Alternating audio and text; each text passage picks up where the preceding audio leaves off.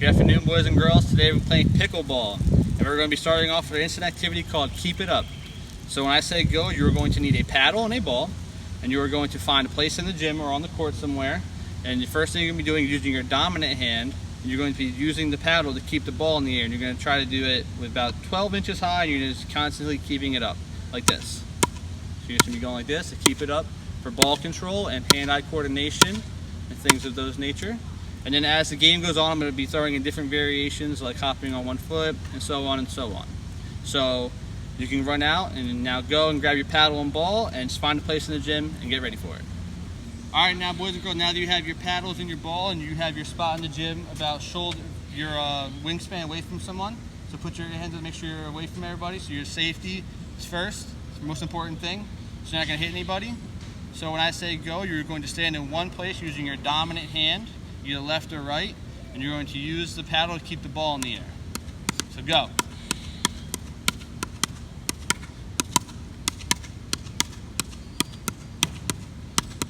So now we're going to incorporate the walking motion. So now you're just going to walk around slowly. Just be aware of your surroundings so you don't run into anybody.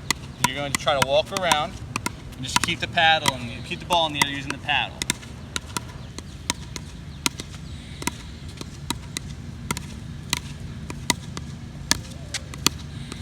Now the next thing you're going to do now is maybe switch it to your non-dominant hand.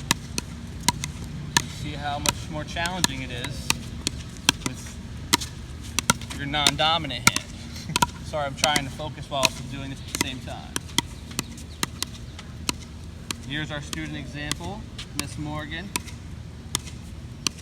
See your dominant hand. So now the next thing we're going to be doing is trying to do this while hopping on one foot. It can either be your non-dominant or dominant foot.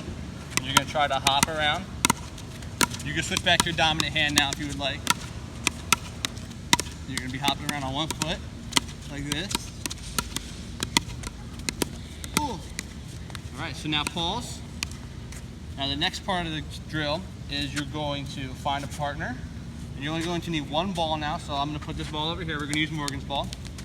So what we're going to do is you're going to work as a team. So first I'm going to try to keep it up 5 times, and afterwards I'm going to hit it to her, and she's going to try to catch it and do it 5 more times and pass it, volley it back to me.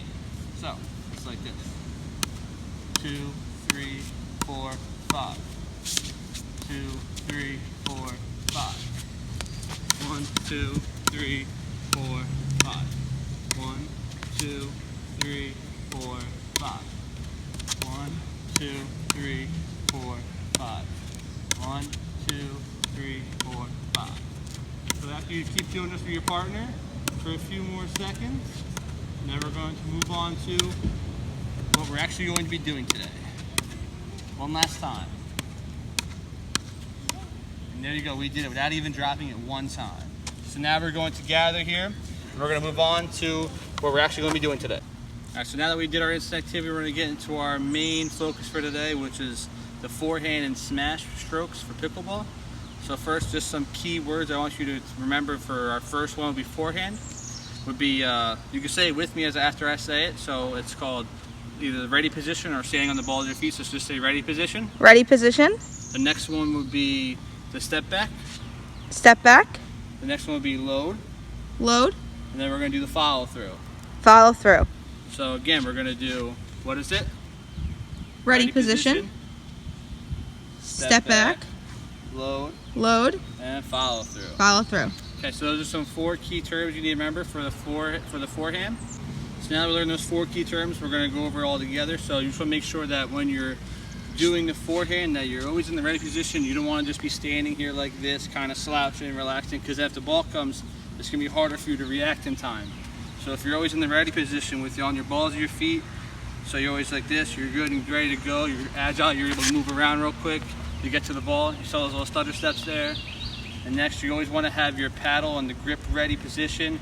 You want to hold onto your paddle nice and tight. So what you're going to do, I'm going to come in a little close for you real fast. You're just going to take your hand, lay your paddle down right on, I guess you could say the balls of your palm right here, and then you're going to put it right there. You're going to wrap your fingers around and comfortably just place your thumb right over here on top.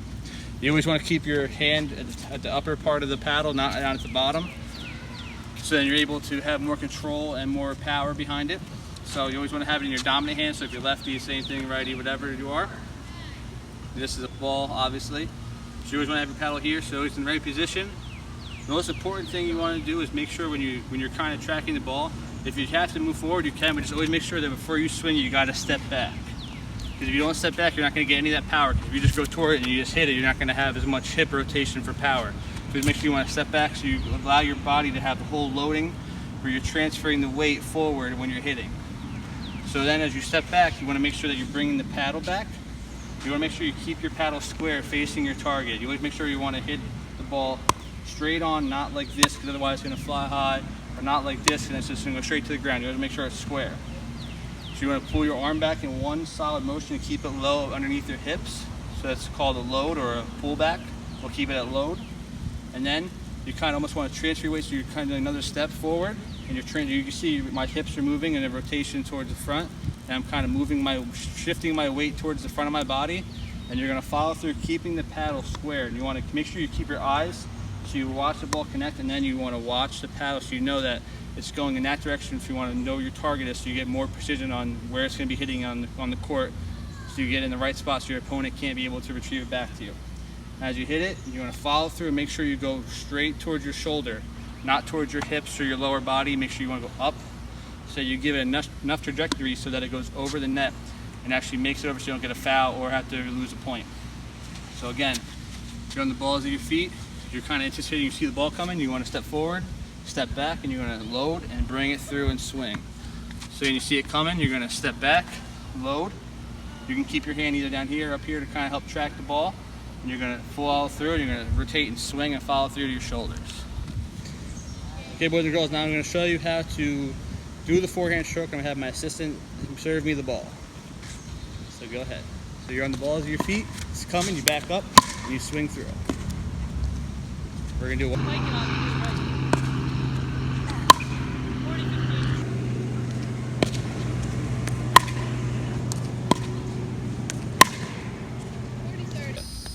Okay, so now that you've seen it in real life motion and you tried it with your partner, you're going to stay in those same teams and you're going to work together. And you got to remember the four main keyword or cues is ball stay in the right position on the balls of your feet, the step back, the load, and the follow through. Make sure you always follow through straight up to your shoulder, not to your hips or your midsection. So now you're working your partner up again with the same people we were working with before, like I said, and you're going to work on hitting the ball 5 times against either a net or a wall, a fence, anything that's not going to damage easily with the pickleball. You'll make sure if you're at home, don't hit it against your parents' wall, because you might get in trouble, and I don't need them to come yell at Mr. Newman that you're telling my kid to hit the ball against the wall. So make sure you're doing it in a safe area. Make sure you always have your hands out, wingspan apart. You do a quick circle around. Make sure no one's around you, so when you're swinging the paddle, you're not going to hit anybody in the head or anything like that. Safety is always first. Make sure that's the number one thing you do is safety. Okay, so now we have our student example, Miss Morgan, who's going to do a few hits for the drill.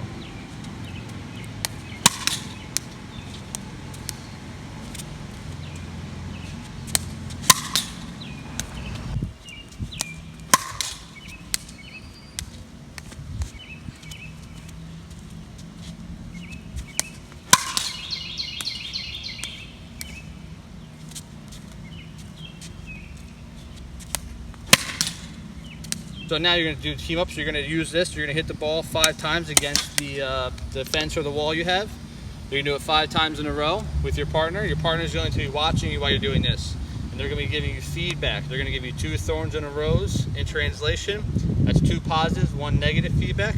Make sure the negative feedback is constructive and not damaging in any way. As an example, you should not say that your partner's swing stinks or is not right or wrong. You got to actually kind of tell them something that they're doing wrong, but in a constructive way, not just that they stink or they're doing it wrong. So one thing you could tell your partner is say that they're swinging the paddle, but they have their paddle facing down a little bit. You could say, hey, one thing you could work on in a nice way is that maybe you just make sure you're keeping your paddle square and not facing downward. So that's one example of a good negative feedback. For positive, you could say that you're keeping your rotation of your hips really well, your feet stepping are good, everything of those things. Just make sure that everything we're making it a safe environment for everybody. Since there's only 2 of us here today, I'm going to be playing the role of another student, and we're going to have a partner. So we have our student example, Miss Morgan here, who's going to be taking notes and giving me feedback on my swings. So go.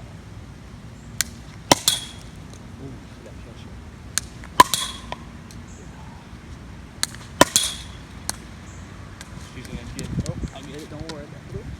Thank you though. One more swing. So now Miss Morgan, who is writing down the feedback, will relay it back to me to tell me what I should be working on. And then we're going to switch roles. So one of the roses, I thought that you were doing a good job with your hip rotation and transferring your weight. One thorn I thought you needed to work on is you didn't actually ever step when you were going, and I know it was we were standing this way, but you just want to make sure that when you're in that athletic stance and you rotate, you want to make sure you're stepping. You don't want to like keep your feet too close together. And then another rose was that most of the time you did a good job with following through with your paddle to the right spot. You weren't going to your midsection, so that was good. Thank you. So that was good feedback back and forth as a partner. So now we're going to switch roles, and I'm going to watch her do her 5, and I'm going to give her her 2 roses and 1 thorn. Here you go, Morgan. Now that we switch roles, it's Miss Morgan's turn to hit the ball.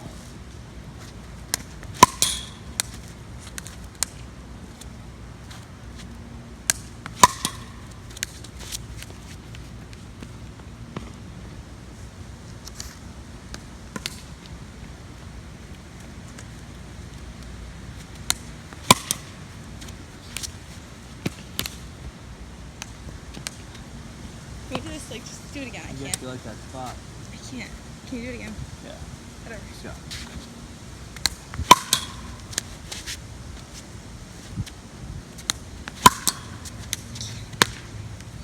Alright, that was 5, so it's fine. Oh no, there weren't 5. This Well, is. now we can't do it because you're doing a little hesitant thing. It actually was 5. What? You ran around for all 5. I'm not counting that. Move a little closer over here, where I was standing. You weren't standing over here, were you? I was standing like right over here. Let's look closer, yeah. Yeah, that's why I just died, because you're hitting the bars.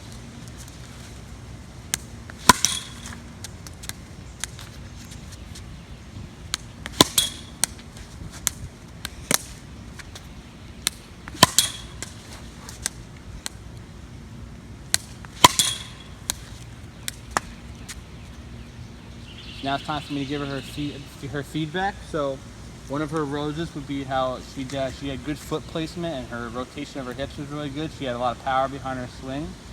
One of her thorns could be that she had her paddle slightly raised upwards towards the sky. She wasn't keeping it square. So in the future, just make sure you keep it straight on and square towards your target. Thank you, I appreciate that. You're welcome.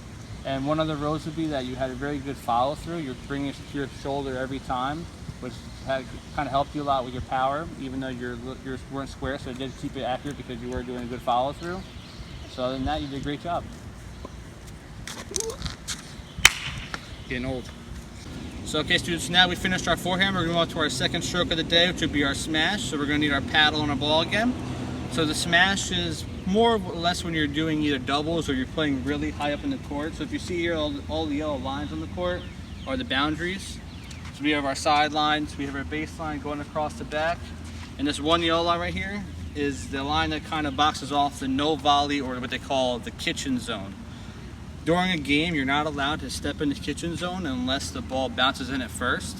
So if any part of your foot or even your clothing or your paddle goes over this line during a game, it's called a vault or a fault. Sorry, not a vault, a fault. So that counts in you not getting a point, and mostly them getting a point or just replaying the whole volley over again. So like I said again, you can only go in here if the ball bounces in you first, and then you can go in and hit the ball back. So when you're playing doubles or you're playing close up, like I said before, you're going to be using the smash a lot as an offensive and defensive stroke. So when you're playing doubles, one player is always going to be standing up here on the non-volley or kitchen line boundary, and your other player will be back there in the serving line by the baseline. So the smash is for when the opposite team hits over a very high or a lob pass to you, and you want to just do a quick, just no bounce strike back towards them to get a point. One thing you want to keep sure that when you're doing a smash hit is if you see the ball coming in the air, you don't want to just start backpedaling, because you can trip over your own feet or run into your partner who might not see you going for the smash hit. When you're doing a smash, one thing to remember is so you want to make sure you turn your foot and you're kind of doing a tracking and backtracking. So you have your hand up to track the ball and you're kind of going back. You want to keep your paddle up high, so that way when the ball comes, you can just smash it back over there. So one thing for the motion is, so if you're like this, so the ball's coming, you're on the line, you step back and you're backtracking like this. You have your paddle up in the air. You have this hand up so you can kind of gauge or track the ball.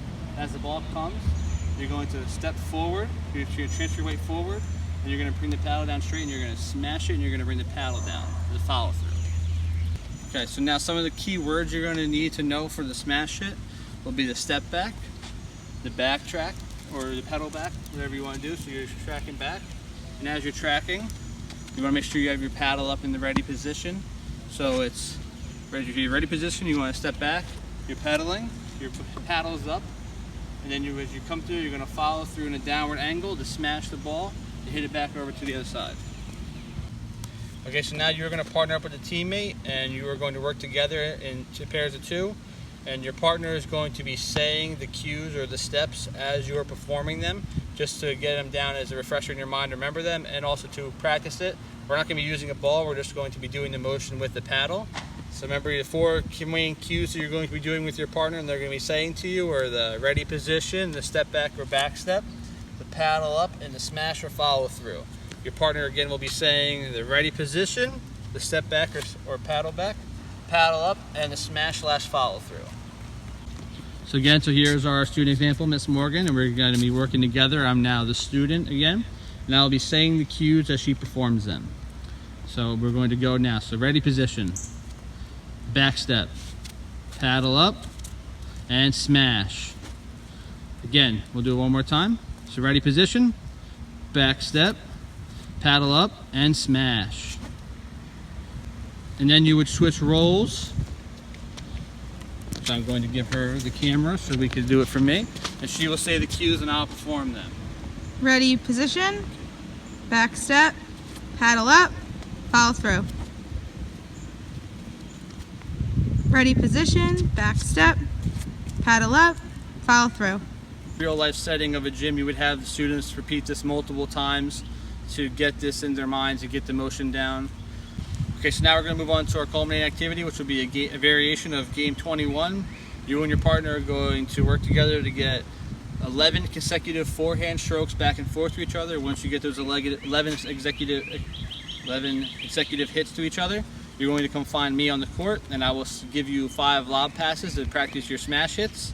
Once you finish those 5 smash hits each, I will have you put the balls away, and you will grab an iPad, and you will record yourself either doing the smash hit or forehand stroke. Each partner has to do a different one. You record yourself doing the stroke, teaching me the whole stroke, and then you upload that to Seesaw, and I will be grading that for your participation for the class for today. I think we're at 11, so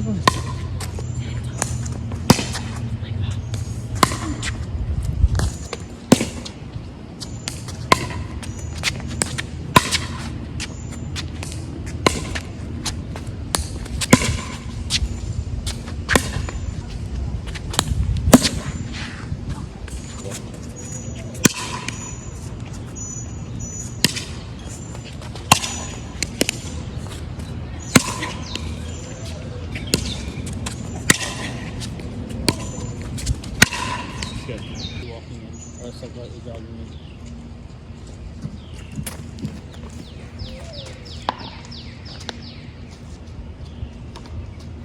So do you want to do forehand smash?